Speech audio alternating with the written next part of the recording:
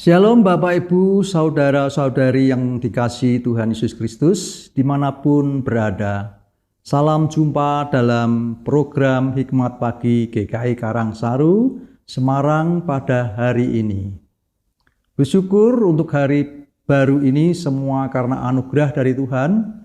Sebelum kita membaca, mendengar dan merenungkan firman Tuhan, mari kita bersama-sama pujikan lagu dengan judul Betapa Besar Kasih-Mu.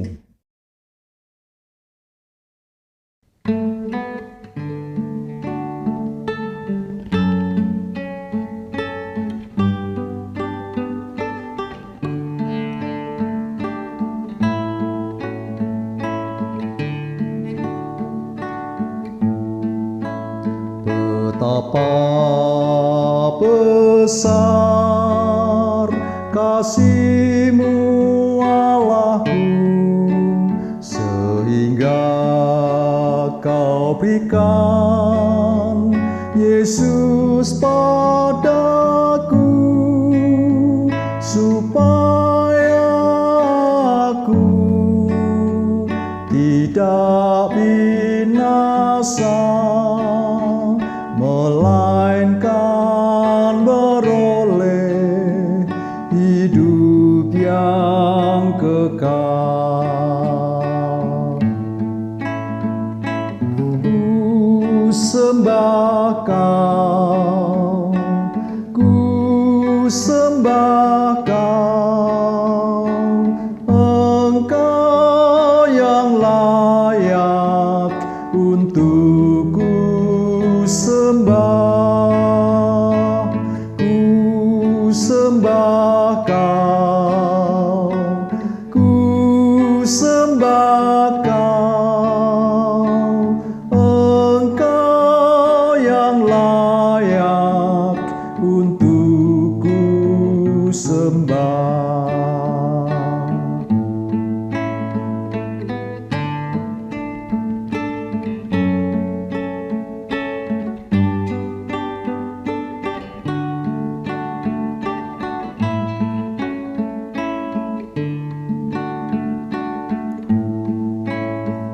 Betapa besar kasih-Mu Allahku, sehingga Kau berikan Yesus padaku, supaya aku tidak binasa, melainkan beroleh hidup yang kekal.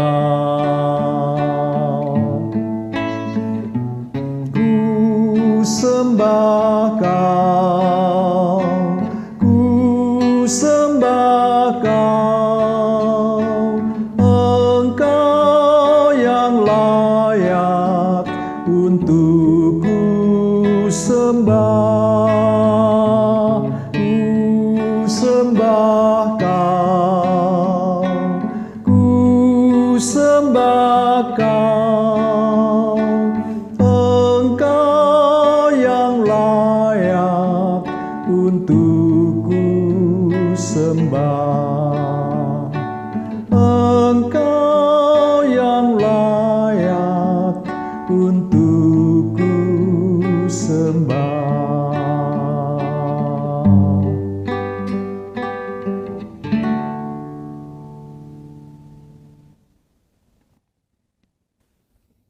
Renungan hari ini akan disampaikan oleh Ibu Bekti Octavia Andriani.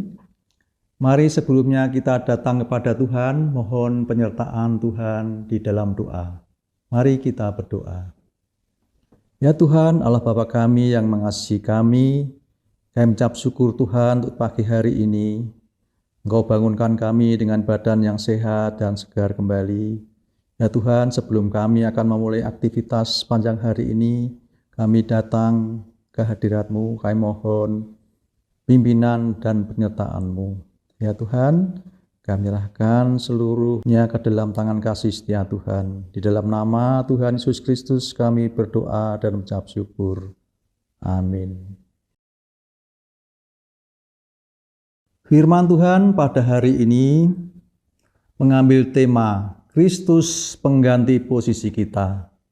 Firman Tuhan diambil dari Yesaya 53 ayat yang keempat dan kelima yang bertuliskan demikian. Sesungguhnya penyakit kitalah yang ditanggungnya dan kesengsaraan kita yang dipikulnya. Padahal kita mengira dia kena tulah, dipukul dan disakiti Allah. Akan tetapi, dia ditikam karena pemberontakan kita, dia diremukkan karena kejahatan kita, hajarannya yang mendatangkan damai sejahtera bagi kita ditimpakan kepadanya.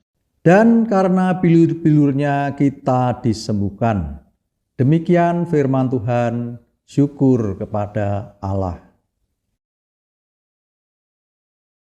Ibu Bapak dan saudara-saudari yang dikasihi Tuhan Yesus, selama 5 hari ke depan kita akan merenungkan sekaligus belajar tentang pokok-pokok keselamatan kita yang dikerjakan oleh Yesus Kristus di kayu salib.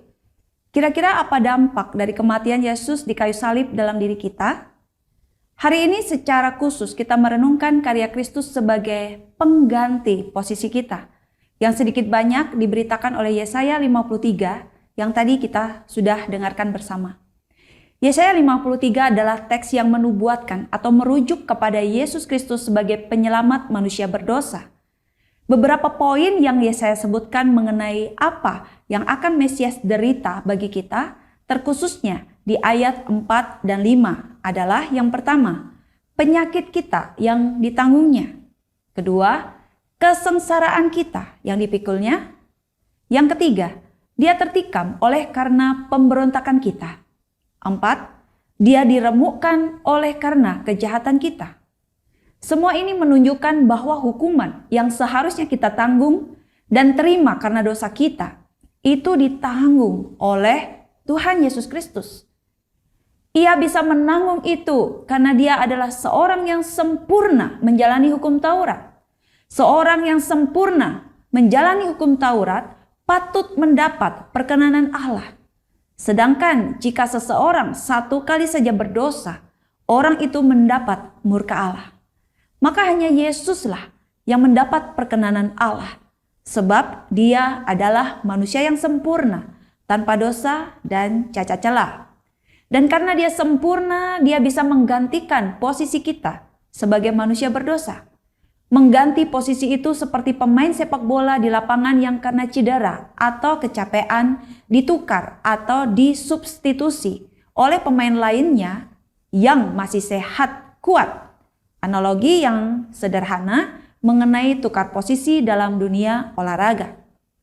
Realitanya di kayu salib itu Yesus mengganti posisi kita yang seharusnya menerima murka Allah. Dengan Yesus yang malah menanggung sengsara dan kematian itu, dia menjadi seorang yang kepadanya kesalahan kita ditimpakan sehingga kita mendapat pengampunan. Itu adalah sebuah pertukaran posisi yang ajaib, yang luar biasa. Sebab bagaimana mungkin seorang pendosa hebat seperti kita ada yang mau menggantikan. Sehingga alih-alih kita yang menerima hukuman kekal, Yesus yang malah menerimanya. Karena dia secara sukarela bertukar posisi dengan kita. Mari ingat pengorbanannya. Seharusnya kita yang menerima murka Allah. Tetapi Yesus Kristus menggantikan posisi kita di kayu salib. Ia, Tuhan Yesus Kristus, layak mendapatkan seluruh hidup kita. Tuhan Yesus Kristus menggantikan kita. Sehingga kita yang layak menerima hukuman kekal, sekarang mendapat hidup. Dari dia, untuk dia, bagi dia. Amin. Mari kita berdoa. Bapa Surgawi, berlimpah kasih setia, berlimpah anugerah yang Bapa nyatakan kepada kami di dalam Tuhan Yesus Kristus. Memang seharusnya kamilah yang binasa oleh karena dosa-dosa kami. Namun Tuhan yang penuh dengan belas kasihan, berkenan mengutus Tuhan Yesus Kristus untuk menggantikan posisi kami. Dan Tuhan Yesus rela menanggung segala murka Allah itu, agar kami tidak binasa, melainkan beroleh hidup yang kekal ketika kami menaruh percaya dan harap kepada Tuhan Yesus. Terima kasih untuk segala kemurahan, kebaikan Tuhan yang luar biasa, yang melampaui segala akal pikiran kami. Dan biarlah kami boleh menghargainya dan terus hidup dalam perkenanan-Mu ya Tuhan. Dalam setiap pemikiran kami, setiap perasaan kami, setiap perkataan kami, dan juga setiap tindakan kami. Semua meninggikan, memuliakan Tuhan. Terima kasih untuk firman Tuhan yang boleh kami renungkan bersama di pagi hari ini. Dan biarlah hidup kami senantiasa menjunjung tinggi nilai-nilai kebenaran-Mu ya Tuhan. Apapun yang kami perbuat hari ini, di dalam relasi kami satu dengan yang lain, Tuhan hadir, Tuhan memberkati, menjauhkan kami dari segala yang jahat, dan senantiasa memimpin langkah hidup kami dari pagi, siang, sore, hingga malam nanti. Di dalam nama Tuhan Yesus, kami sudah berdoa. Amin. Selamat pagi, selamat berkarya. Tuhan Yesus memberkati kita semua. Ku tak perlu khawatir terhadap apapun. Tangan-Mu yang penuh kasih menopangku tanpa henti. Ku tak perlu takut untuk melangkah maju. Hadirat-Mu yang berkuasa menjagaku senantiasa, seperti tiang awan yang meneduhkan dari terik siang.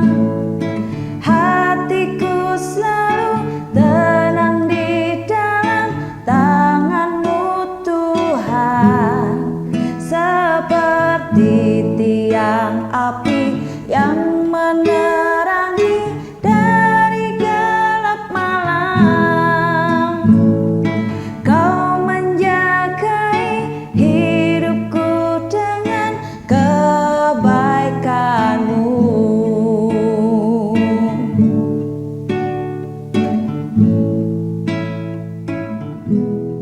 Seperti tiang awan yang